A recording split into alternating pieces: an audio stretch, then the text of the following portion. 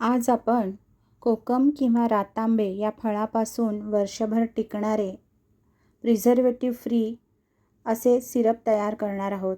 यासाठी आपण कोकम फळे घेतलेली आहेत आणि ती फळे व्यवस्थित स्वच्छ चांगली असलेली आणि खराब नसलेली फळे बघून घेणार आहोत.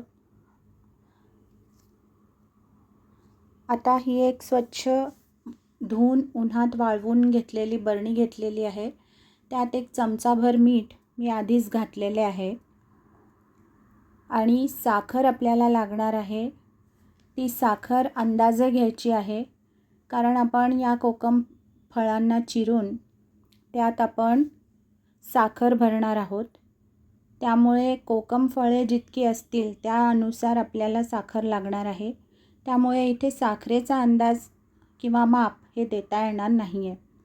आता आपण हे कोकमाचं फळ चिरून घेतलेलं आहे आणि याच्या आतील बिया ज्या आहेत त्या आपण काढून घेणार आहोत. त्या एका वेगळ्या भांड्यामध्ये आपण सगळ्या काढणार आहोत आणि सगळ्या एकत्र त्या भांड्यामध्ये ठेवून देणार आहोत. आता आपण या कोकमच्या फळामध्ये दोन्ही ज्या वाट्या आहेत त्यात आपण साखर भरणार आहोत. साखर अगदी व्यवस्थित भरून घ्यायची आहे आणि ही फळे जी आहे साखर भरलेली ती आपण या बरणीत ठेवून देणार आहोत. सगळी एक एक करून अशी सगळी फळे आपण साखर भरून बरणीत भरून घेणार आहोत. फळे चिरत असताना नीट बघायचे आहेत की ते खराब किंवा किडके नाही ना. स्वच्छ आणि चांगली फळेच फक्त आपल्याला यासाठी वापरायची आहेत. अशा प्रकारे एक एक करत सर्व फळं आपण बरणीत भरून घेतली आहेत. आता जो रस आणि बिया आपण या भांड्यात साठवल्या होत्या त्या आपण नीट व्यवस्थित कोळून घेणार आहोत आणि हा सगळा रस जो निघेल कोळल्यानंतर तो आपण गाळण्याने गाळून व्यवस्थित बरणीत भरून घेणार आहोत.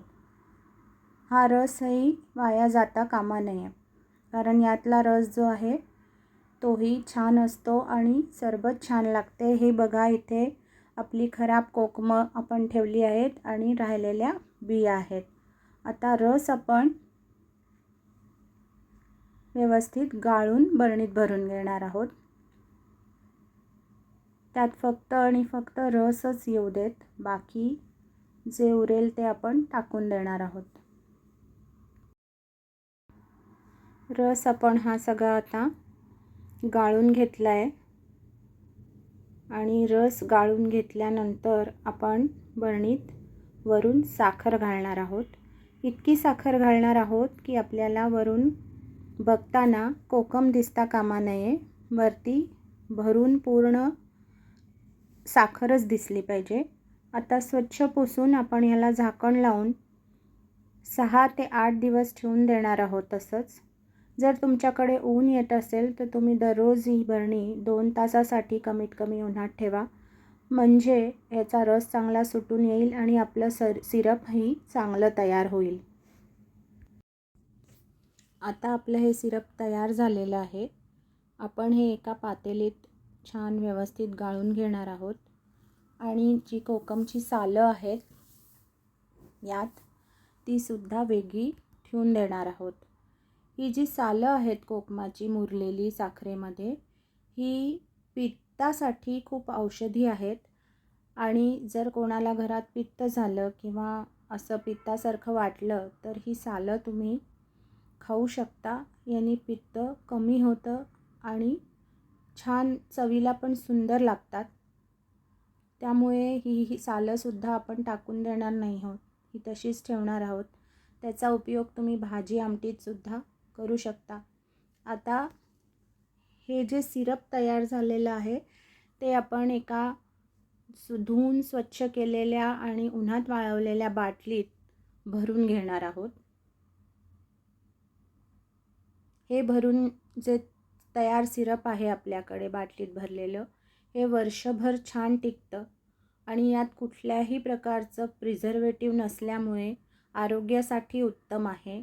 उष्णतेत कोकम सरबत शरीराचा दाह कमी करणारं, पित्त कमी करणारं आणि औषधी असं सरबत आहे, जे आपण नेहमी वापरू शकतो. आता ही जी राहिलेली सालं होती तीसुद्धा मी बरणीत भरून ठेवली आहेत. ही सुद्धा व्यवस्थित वर्षभर टिकतात आणि आपल्याला वापरता येतात. आता आपण सरबत तयार करणार आहोत. त्यासाठी मी 2 ते 3 चमचे सरबत घेतलेलं आहे.